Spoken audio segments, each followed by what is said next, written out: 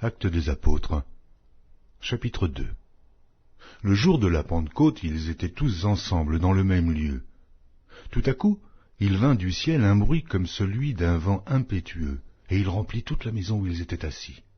Des langues, semblables à des langues de feu, leur apparurent, séparées les unes des autres, et se posèrent sur chacun d'eux. Et ils furent tous remplis du Saint-Esprit, et se mirent à parler en d'autres langues, selon que l'Esprit leur donnait de s'exprimer.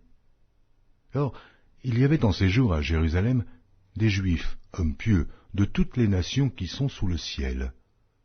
Au bruit qui eut lieu, la multitude accourut, et elle fut confondue parce que chacun les entendait parler dans sa propre langue. Ils étaient tous dans l'étonnement et la surprise, et ils se disaient les uns aux autres, « Voici ces gens qui parlent, ne sont-ils pas tous Galiléens? Et comment les entendons-nous dans notre propre langue, à chacun dans notre langue maternelle? Parthès, Médès, Élamites, ceux qui habitent la Mésopotamie, la Judée, la Cappadoce, le Pont, l'Asie, la Phrygie, la Pamphylie, l'Égypte, le territoire de la Libye voisine, de Cyrène, et ceux qui sont venus de Rome, juifs et prosélytes, crétois et arabes, comment les entendons-nous parler dans nos langues des merveilles de Dieu? Ils étaient tous dans l'étonnement, et, ne sachant que penser, ils se disaient les uns aux autres, « Que veut dire ceci ?» Mais d'autres se moquaient et disaient, « Oh, ils sont pleins de vin doux. » Alors Pierre, se présentant avec les 11, éleva la voix, et leur parla en ces termes. « Hommes juifs, et vous tous qui séjournez à Jérusalem, sachez ceci, et prêtez l'oreille à mes paroles. Ces gens ne sont pas ivres, comme vous le supposez, car c'est la 3e heure du jour. Mais c'est ici ce qui a été dit par le prophète Joël. Dans les derniers jours, dit Dieu, je répandrai de mon esprit sur toute chair. Vos fils et vos filles prophétiseront. Vos jeunes gens auront des visions, et vos vieillards auront des songes. Oui, sur mes serviteurs et sur mes servantes, dans ces jours-là, je répandrai de mon esprit, et ils prophétiseront. Je ferai paraître des prodiges en haut dans le ciel, et des miracles en bas sur la terre, du sang, du feu, et une vapeur de fumée. Le soleil se changera en ténèbres, et la lune en sang, avant l'arrivée du jour du Seigneur, de ce jour grand et glorieux. Alors, quiconque invoquera le nom du Seigneur sera sauvé. Hommes israélites, écoutez ces paroles. Jésus de Nazareth, cet homme à qui Dieu a rendu témoignage devant vous par les miracles, les prodiges et les signes qu'il a opérés par lui au milieu de vous, comme vous le savez vous-même, cet homme, livré selon le dessein arrêté et selon la prescience de Dieu, vous l'avez crucifié, vous l'avez fait mourir par la main des impies. Dieu l'a ressuscité, en le délivrant des liens de la mort, parce qu'il n'était pas possible qu'il fût retenu par elle.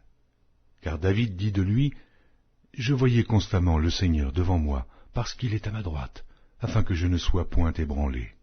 Aussi, mon cœur est dans la joie, et ma langue dans l'allégresse, et même ma chair reposera avec espérance, car tu n'abandonneras pas mon âme dans le séjour des morts, et tu ne permettras pas que ton sein voie la corruption. Tu m'as fait connaître les sentiers de la vie, tu me rempliras de joie par ta présence. Hommes frères, qu'il me soit permis de vous dire librement au sujet du patriarche David qu'il est mort, qu'il a été enseveli, et que son sépulcre existe encore aujourd'hui parmi nous. Comme il était prophète, et qu'il savait que Dieu lui avait promis avec serment de faire asseoir un de ses descendants sur son trône, c'est la résurrection du Christ qu'il a prévue et annoncée, en disant qu'il ne serait pas abandonné dans le séjour des morts, et que sa chair ne verrait pas la corruption. C'est ce Jésus que Dieu a ressuscité. Nous en sommes tous témoins. Élevé par la droite de Dieu, il a reçu du Père le Saint-Esprit qui avait été promis, et il l'a répandu, comme vous le voyez et l'entendez. Car David n'est point monté au ciel, mais il dit lui-même, le Seigneur a dit à mon Seigneur, « Assieds-toi à ma droite, jusqu'à ce que je fasse de tes ennemis ton marchepied. » Que toute la maison d'Israël sache donc avec certitude que Dieu a fait Seigneur et Christ, ce Jésus que vous avez crucifié. Après avoir entendu ce discours, ils eurent le cœur vivement touché, et ils dirent à Pierre et aux autres apôtres, « Hommes frères, mais que ferons-nous » Pierre leur dit, « Repentez-vous, et que chacun de vous soit baptisé au nom de Jésus-Christ, pour le pardon de vos péchés, et vous recevrez le don du Saint-Esprit. Car la promesse est pour vous, pour vos enfants, et pour tous ceux qui sont au loin, au non si grand nombre que le Seigneur notre Dieu les appellera. » Et, par plusieurs autres paroles, il les conjurait et les exhortait, disant, « Sauvez-vous de cette génération perverse. » Ceux qui acceptèrent sa parole furent baptisés, et, en ce jour-là, le nombre des disciples s'augmenta d'environ 3000 âmes. Ils persévéraient dans l'enseignement des apôtres, dans la communion fraternelle, dans la fraction du pain et dans les prières. La crainte s'empara de chacun, et il se faisait beaucoup de prodiges et de miracles par les apôtres. Tous ceux qui croyaient étaient dans le même lieu, et ils avaient tout en commun. Ils vendaient leurs propriétés et leurs biens, et ils en partageaient le produit entre tous, selon les besoins de chacun. Ils étaient chaque jour tous ensemble, assidus au temple, ils rompaient le pain dans les maisons, et prenaient leur nourriture avec joie et simplicité de cœur, louant Dieu et trouvant grâce auprès de tout le peuple. Et le Seigneur ajoutait chaque jour à l'Église ceux qui étaient sauvés.